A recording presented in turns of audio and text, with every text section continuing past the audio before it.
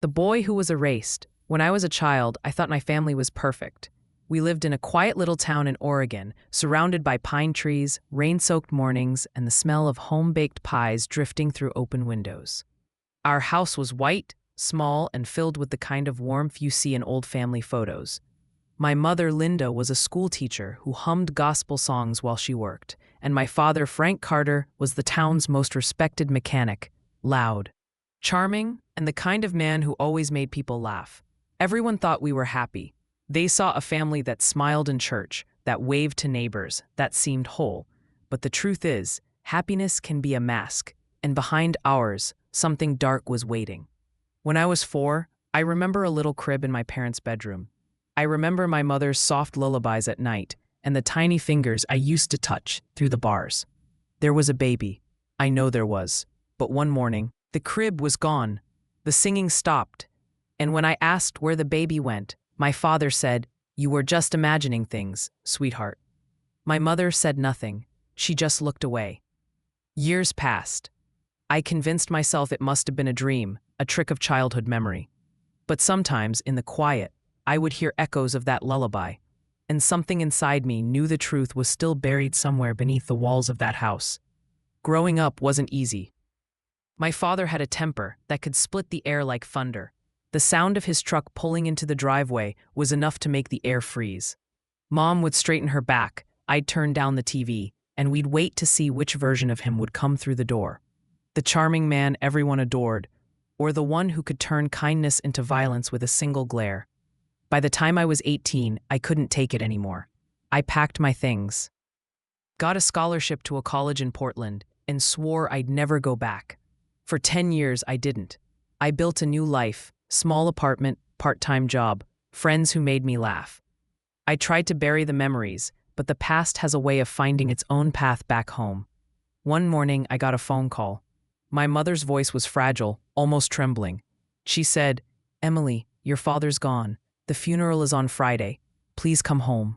There's something you need to know." Her voice wasn't sad. It was something else, something like relief. Driving back to Maple Hollow after so many years felt like walking into a ghost story.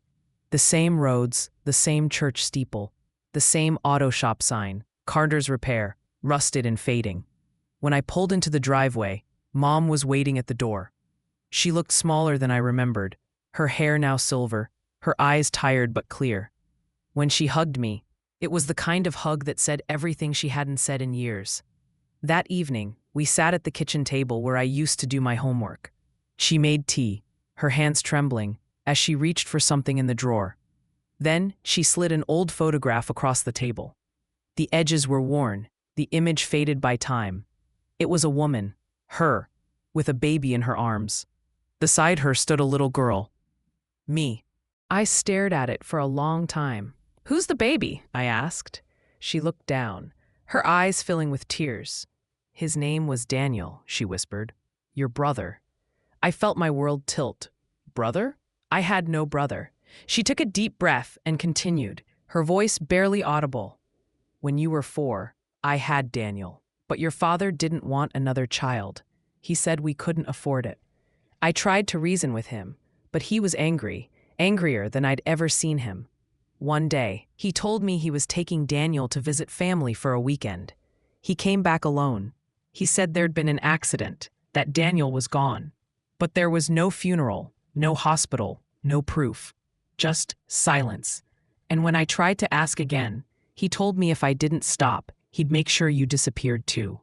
I couldn't breathe. Then she whispered, "I think he sold him, Emily. I think your father sold our baby."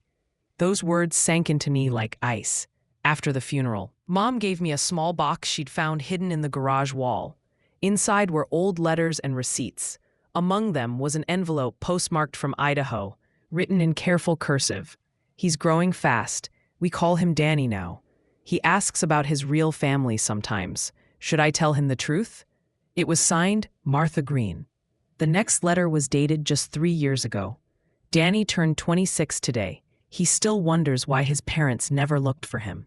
I think he deserves to know." At the bottom was an address, Clearwater, Idaho. I didn't even pack properly. The next morning, I got in my car and drove for hours through winding mountain roads, my hands gripping the wheel so tightly, my knuckles turned white. When I reached Clearwater, I found the address, a small mechanic shop next to a gas station, the sign reading Green's Auto Repair. Inside, a man stood by the counter, wiping grease off his hands. He was tall, dark-haired, with green eyes that felt painfully familiar. "Can I help you?" he asked. I hesitated. "I'm looking for Daniel Green." He looked wary. "That's me." My heart pounded. "My name is Emily Carter." For a moment, his expression froze. Then he said softly, "You're her, aren't you?" We stood there, two strangers who shared the same blood, the same silence. We went to a small diner nearby. Over coffee, he told me about his life. He was adopted by Martha and Bill Green, good people who loved him. Martha had passed away, but before she died, she told him she wasn't his real mother. After her funeral, he found a letter from my father, thanking her for taking the boy. He'd spent years wondering why no one came for him, why his real mother never tried to find him. When I told him the truth, that Mom had been too afraid, too broken, he didn't speak for a while. Then he said, "I used to dream my real sister would walk through that door one day." And all I could say was, "Then maybe your dream came true." We drove back to Oregon together. I was terrified of what would happen when he saw Mom. But when she opened the door and saw him, she dropped the cup she was holding. It shattered against the floor, but she didn't even notice. She covered her mouth with both hands and whispered his name like a prayer. He stepped forward, and for a moment, they just stared at each other. Then she threw her arms around him, and they both fell to their knees, sobbing. That night, the three of us sat up for hours talking. Mom told stories about the day he was born, about how his laugh used to fill the house. Daniel talked about growing up fixing cars, about how Martha used to hum the same lullaby Mom sang. It was as if two broken halves of the same song had finally found each other again. For the first time in years, the house felt alive. There was laughter, warmth, something that had been missing since I was a child. But even as we tried to rebuild, the shadow of my father lingered in every corner. One night, Daniel said quietly, maybe he wasn't just evil. Maybe he was scared. Maybe he thought he was saving us from something worse. I wanted to argue, but I couldn't. Part of me wanted to believe there was still a trace of humanity in the man I'd hated all my life. Weeks later, while cleaning out the garage, I found another envelope hidden behind the insulation. It was addressed to me in my father's handwriting.